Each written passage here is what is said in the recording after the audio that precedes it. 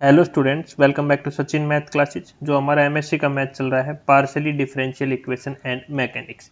तो partially differential equation part है बेटा कंप्लीट कर चुके हैं। अभी मैकेनिक्स पार्ट को शुरू कर रखा है। इसके ऊपर लेक्चर नंबर 7 चल रहा है अभी हमारा।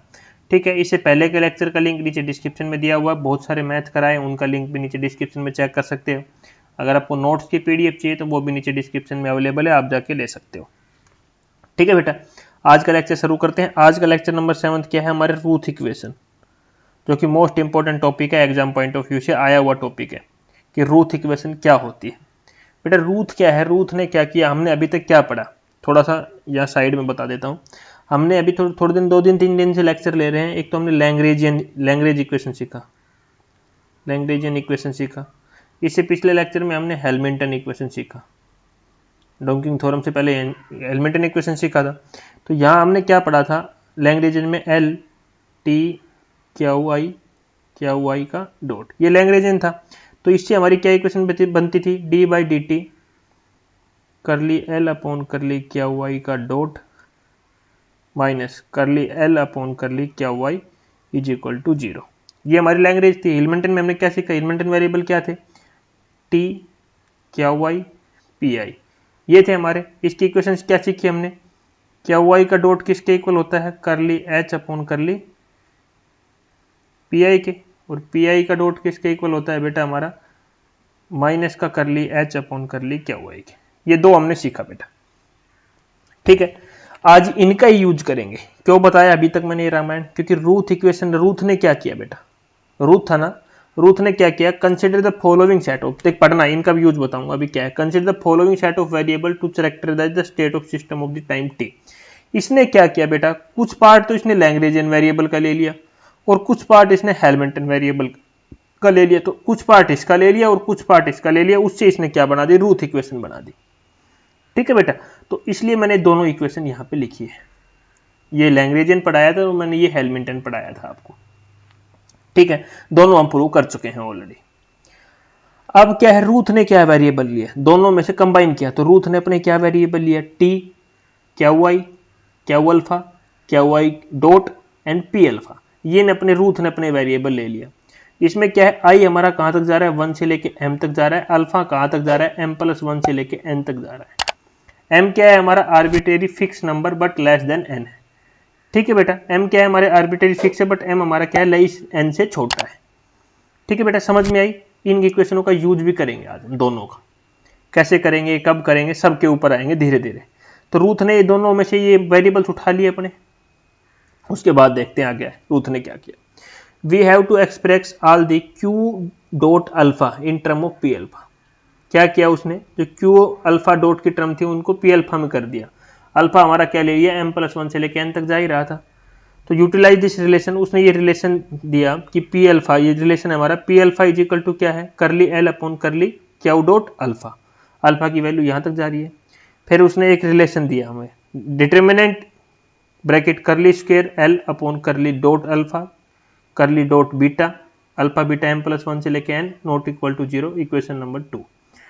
अब बेटा डंकिंग थ्योरम का थोड़ा मैं बता देता हूं। यहाँ पे पिछले लेक्चर में मैंने आपको डंकिंग थ्योरम पढ़ाई थी, उसी में सेम था हमारा। क्या सेम था, थोड़ी देर में बताऊंगा।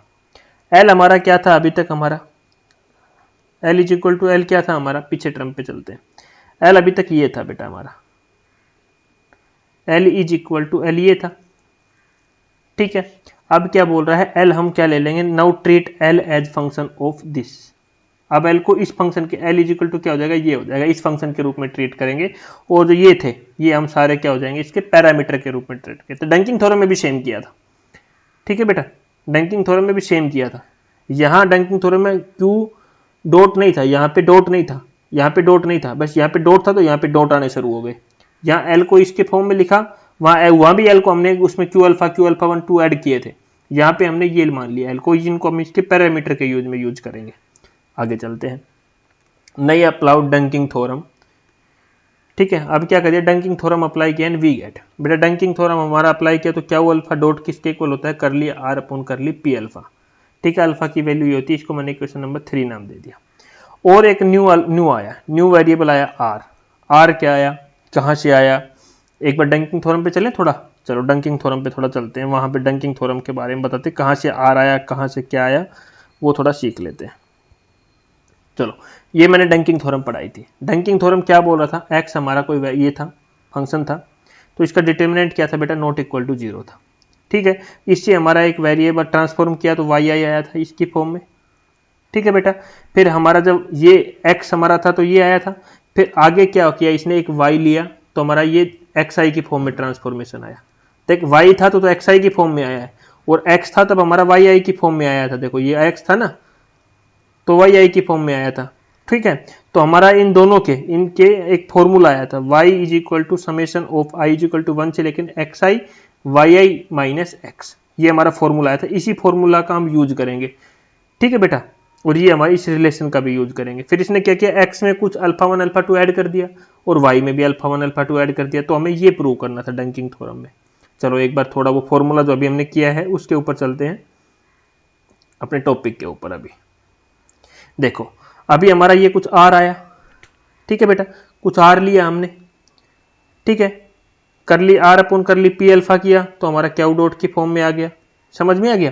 फिर हमारा ये रिलेशन आया, ये फॉर्मूला आ गया, जैसे डंकिंग थ्योरम में आया था ना बेटा, वैसे ही है।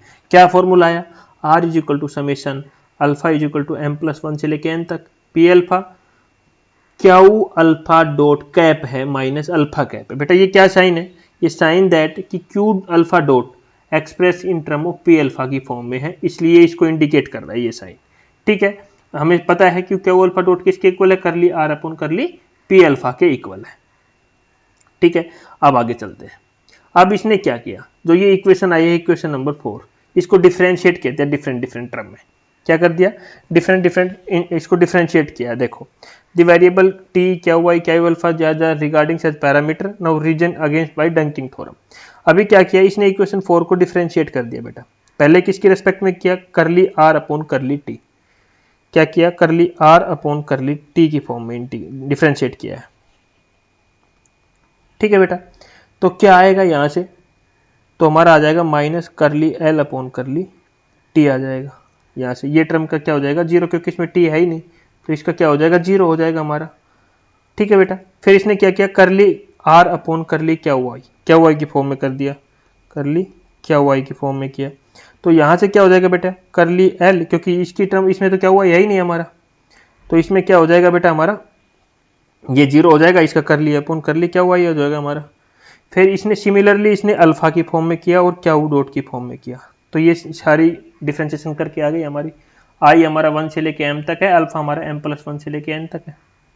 ठीक है बेटा, अब आपको याद रखना है क्या, मैंने लैग्रेंज इक्वेशन बताया ना पहले ही पेज पे, तो लैग्रेंज इक्वेशन ये होती है हमारी, ये पढ़ाई थी मैंने, बट यहाँ अल्फा की फॉर्म में है बेटा, तो जहां जहां आई है वहां अल्फा कर दो, क्या दिक्कत हो रही है, कर दिया ना बेटा।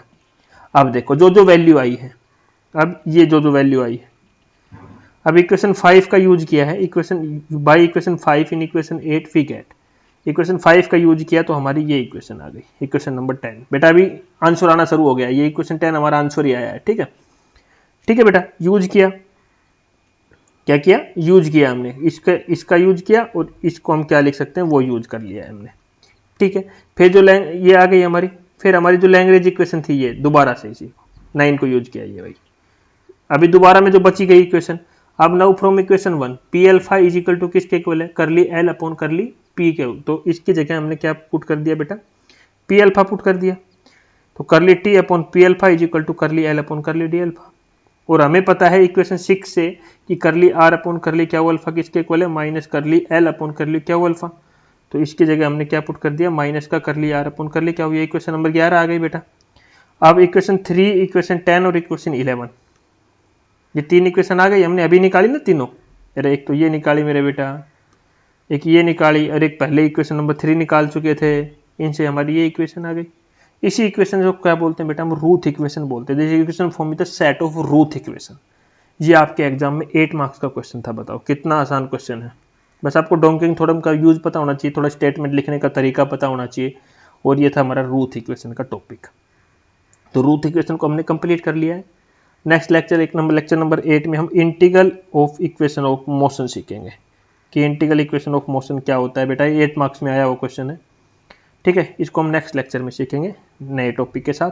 तो वीडियो अच्छी लगी तो लाइक शेयर जरूर कर देना। हाँ, अगर नोट्स चाहिए आप सभी को तो नीचे टेलीग्राम चैनल ज्वाइन कर लेना, 100 रुपीज़ में पर सब्जेक्ट नोट्स अवेलेबल है, ऐसे ही कलरफुल नोट्स।